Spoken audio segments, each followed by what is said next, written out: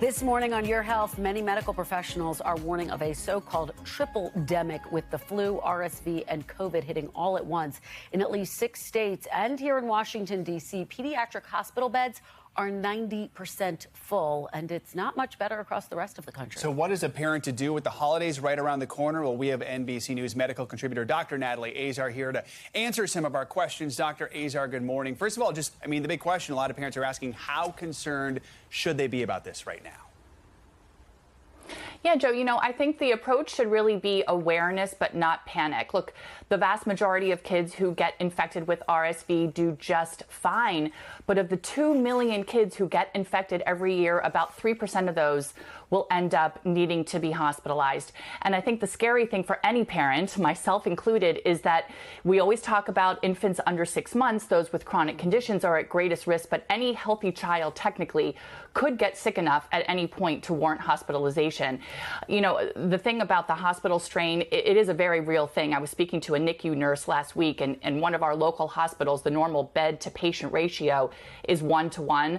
And right now there are 3 sick kids for every 1 ICU bed available. So just, again, not panic, but I want parents to be aware and I want them to stay vigilant. Yeah, that figure says it all. This is really serious stuff. Dr. Azar, how do you tell the difference if you are a parent between the flu and COVID and RSV? Well, that's the thing, Kristen, that's so, challenging is that the symptoms are pretty much indistinguishable. We talk about these signs and symptoms that are associated with viral syndromes all the time. We're talking about fever, chills, headache, a cough, muscle aches, and fatigue. So how do you know if you need to call the pediatrician or just take care of your child at home? Well, some signs and symptoms that we certainly are looking for, especially in kids who are nonverbal, that is, they can't communicate to you, is irritability. Are they feeding poorly? And in any child, any sort of bluish discoloration of the lips around the mouth or the nails warrants concern, and also something that we refer to as using accessory muscles to breathe. That is, you can see sort of these retractions in the neck or the chest. That means they're working harder to breathe. And of course, wheezing and a cough that lasts 24 hours just around the clock. Kristen, call your pediatrician.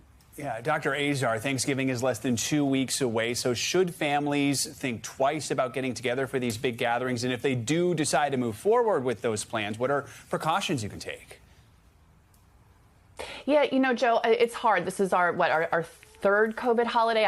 You almost can lose track. What I think the best and safest approach for everyone is to plan your holidays around the most vulnerable person in your household. Keeping that in mind, things that you can do to stay safe. Of course, you want a rapid test for COVID before a gathering. Make sure everyone who is eligible in your household is up to date on their flu shots and their COVID boosters. And if you can, still works, hold your event outside. If you're inside, make sure it's well ventilated. Just precautions that we've been kind of drilling down for the last couple of years, but will still hold true for this holiday season, Joe and Kristen. Come in handy now. Dr. Azar, thank you so much for answering our questions. We really do appreciate it. You bet.